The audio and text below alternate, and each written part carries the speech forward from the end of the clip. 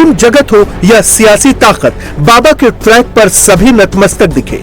एक से बढ़कर एक हस्तियों ने हाजिरी लगाई, बाबा के आह्वान पर मर मिटने की कसम खाई। ये सभी दृश्य हिंदू राष्ट्र के संकल्प में नई प्रेरणा बन गए। कुछ लोग इस देश के तिरंगा में चांद देखना चाहते, हम चांद का तिरंगा देखना चाहते। बोले इससे क्या होगा? उनकी एकता से यदि कास्टजम शून्य होगा, राष्ट्रवाद बढ़ेगा। कास्टवाद शून्य होगा तो जातियों में बटे हुए व्यक्ति ऊंच नीच, अंगड़ा पिछड़ा, जात पात की लड़ाई में अपनी एनर्जी खत्म करने की बजाय राष्ट्र को आगे बढ़ाने में अपनी ऊर्जा को लगाएंगे, भारत विश्व बनेगा। सनातन की सबसे बड़ी कमजोरी है, इस्लाम धर्म को कोई स्वीकार करे तुरंत चच्चा जान हो जाता है, अम्मी जान हो जाता है।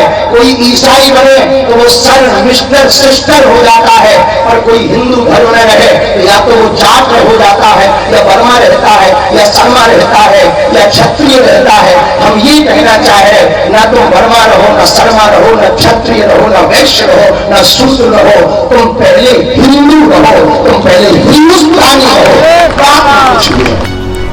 150 किलोमीटर तक चला बाबा का सनातनी रथ पहले ही दिन से टॉप गियर में है। हिंदू राष्ट्र का डंका बजाने के लिए बाबा हर दिन भक्तों के सामने आते थे, हर दिन नया टास्क दिया, लेकिन टारगेट सिर्फ एक, हिंदू राष्ट्र मतलब सबका साथ, सभी धर्मों का एक समाज। 5 सूत्रों के साथ भारत में सामाजिक समरसता के लिए हम लोग कार्य करेंगे।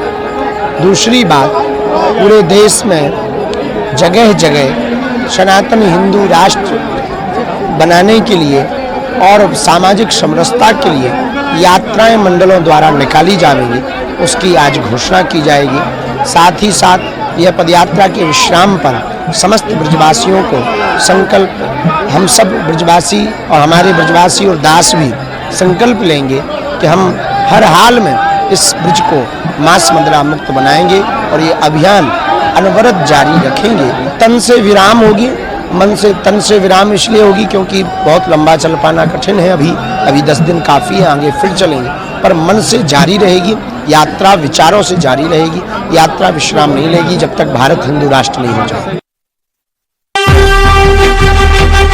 सनातनी पथ पर बाबा का रथ फुल स्पीड में दौड़ रहा है। लाखों की भीड़ ने एक साथ आकर दुनिया को सनातन का सही अर्थ समझाया।